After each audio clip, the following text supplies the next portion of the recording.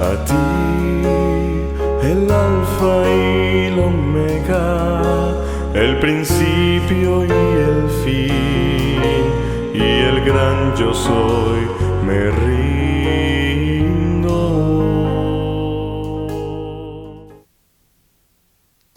Bienvenidos al estudio de la Palabra de Dios. Y pedimos la bendición de Dios para comenzar con nuestro estudio. Gracias, Señor, por tu palabra.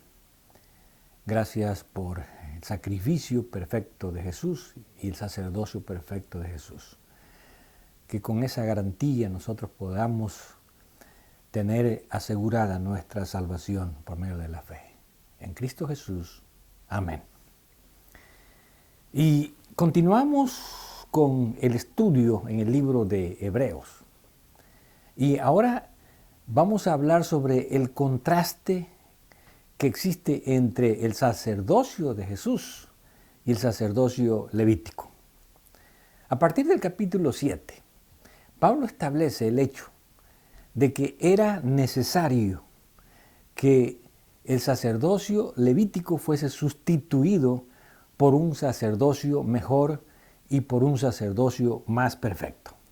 Y la primera pregunta que él contesta es: ¿por qué Jesús no proviene de la tribu de Leví, de donde provenían los sacerdotes? Y al no provenir de la tribu de Leví, ¿qué derecho tenía Jesús entonces de ejercer su sacerdocio? Y en el capítulo 7, versículo 11, encontramos que Pablo comienza a contestar esta pregunta. Si pues la perfección fuera por el sacerdocio levítico, porque bajo él recibió el pueblo la ley, ¿qué necesidad habría aún de que se levantase otro sacerdote, según el orden de Melquisedec, y que no fuese llamado según el orden de Aarón? Aquí tenemos la primera respuesta. ¿Cuál es la razón por la que se requería un sacerdocio distinto? Un sacerdocio que no proviniera del sacerdocio levítico. Y la respuesta de Pablo es que el sacerdocio levítico era imperfecto. No era un sacerdocio perfecto.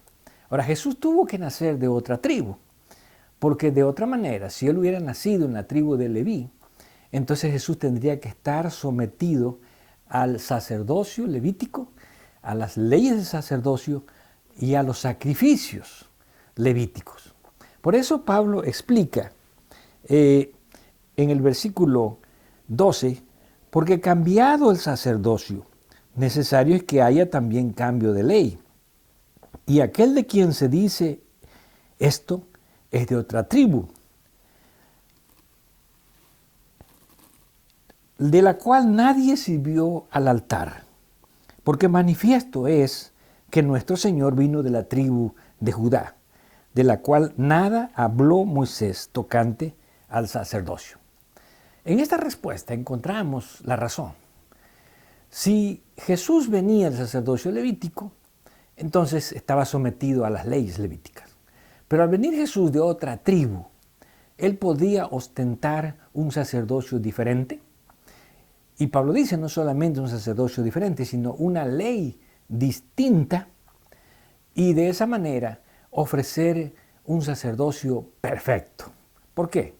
Porque el sacerdocio levítico, como ya vemos en estas declaraciones, era un sacerdocio imperfecto.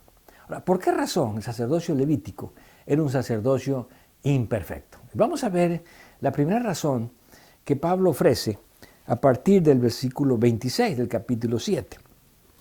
Porque el sumo sacerdote, tal sumo sacerdote nos convenía, santo, inocente, sin mancha, apartado de los pecadores y hecho más sublime que los cielos, que no tiene necesidad cada día, como aquellos sumos sacerdotes, de ofrecer primero sacrificios por sus propios pecados y luego por los del pueblo, porque esto lo hizo una vez para siempre, ofreciéndose a sí mismo. Así que, ¿por qué razón Jesús tenía que ser un sacerdocio o un sacerdote distinto? Pablo aquí nos ofrece la respuesta. Porque la vida de Jesús era perfecta. La vida de los sacerdotes levíticos era imperfecta. Y los sacerdotes, antes de ofrecer el perdón por los pecados del pueblo, ellos tendrían que hacer la expiación por sus propios pecados. Por lo tanto, ellos no tenían los méritos, ellos no podían ofrecer el perdón porque ellos mismos dependían del perdón. Por esa razón, podemos decir que el sacerdocio es imperfecto, ya que son, como Pablo expresa en estos versículos, hombres débiles, hombres pecadores, que no pueden ofrecer un sacerdocio perfecto. Ahora, el caso de Jesús es distinto. ¿Por qué? Porque Jesús ahora está ofreciendo sus propios méritos como una garantía del perdón. Si Jesús no hubiese sido perfecto, entonces Él tendría también que pedir perdón por sus propios pecados. Y la pregunta es, ¿bajo qué méritos Jesús iba a pedir perdón por sus pecados? ¿Quién le iba a dar esa perfección?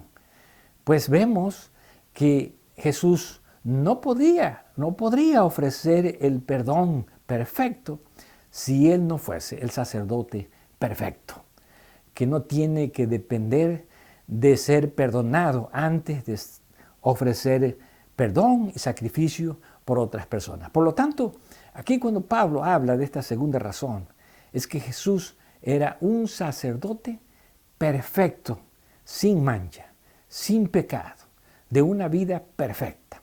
Y Él mismo puede ofrecer sus méritos perfectos, a fin de que otros puedan tener el perdón, lo cual no sucedía con los otros sacerdotes.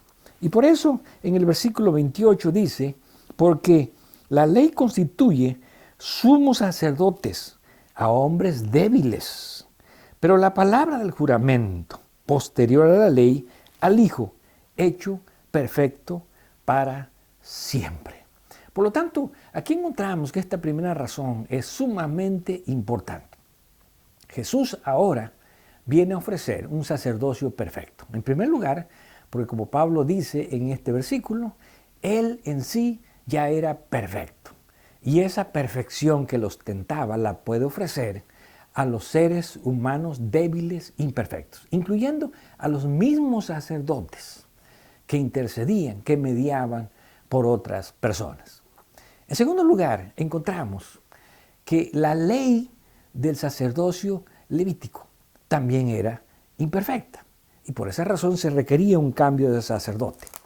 Y vamos al capítulo 10 del libro de Hebreos, a partir del versículo 1. ¿Por qué la ley de levítica era una ley imperfecta? Pablo dice, porque la ley, teniendo la sombra, en el griego el esquían, de los bienes venideros, no la imagen misma de las cosas, nunca puede, por los mismos sacrificios que se ofrecen continuamente cada año, hacer perfectos a los que se acercan.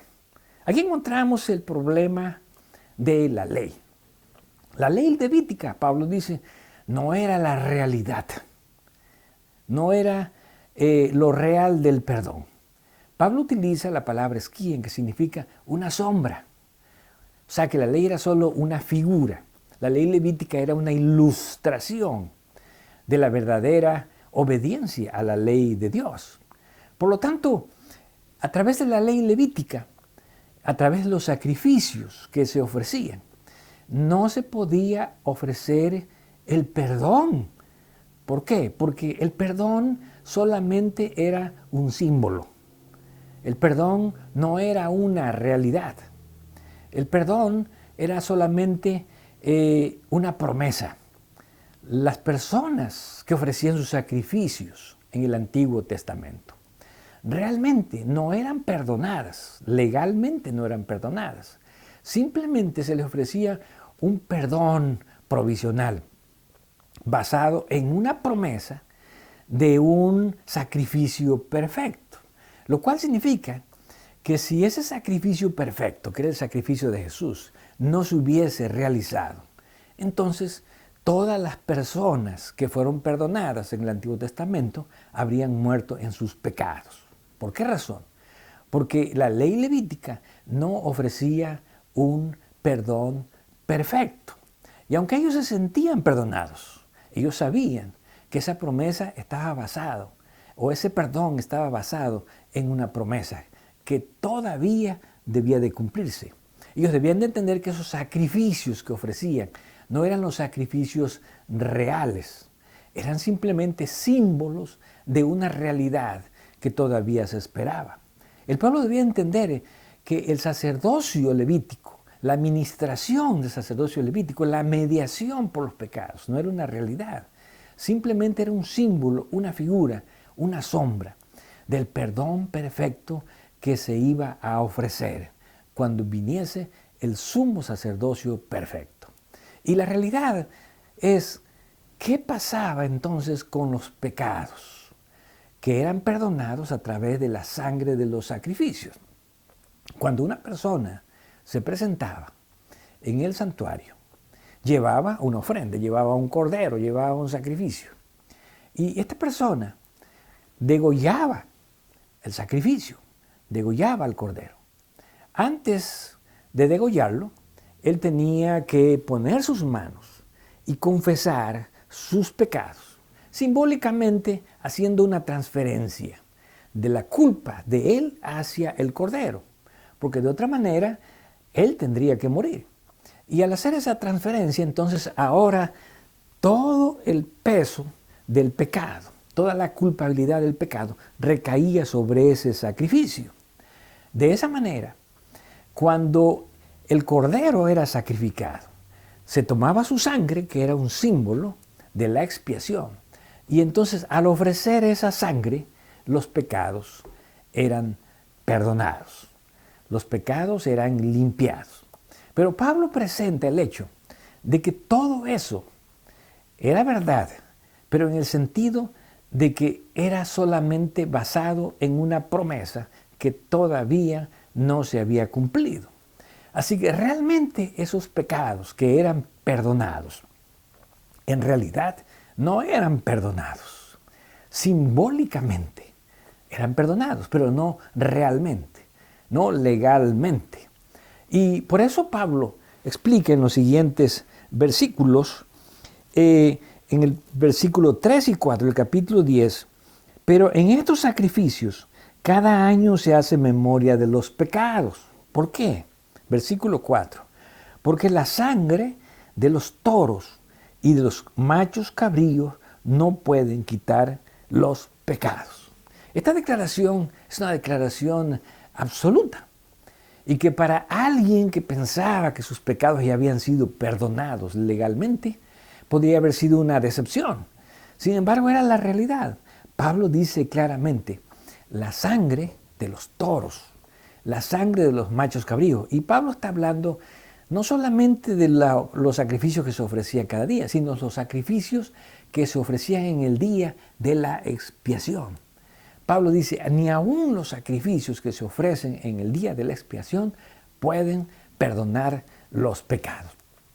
Por lo tanto, esos pecados, aunque había todo un procedimiento para llevarlos desde que eran cometidos hasta que eran transferidos a la víctima y desde que eran introducidos por medio de la sangre al santuario, y finalmente en el día de la expiación eran expulsados fuera del campamento. Pablo dice, todo este proceso realmente no puede perdonar los pecados. ¿Por qué?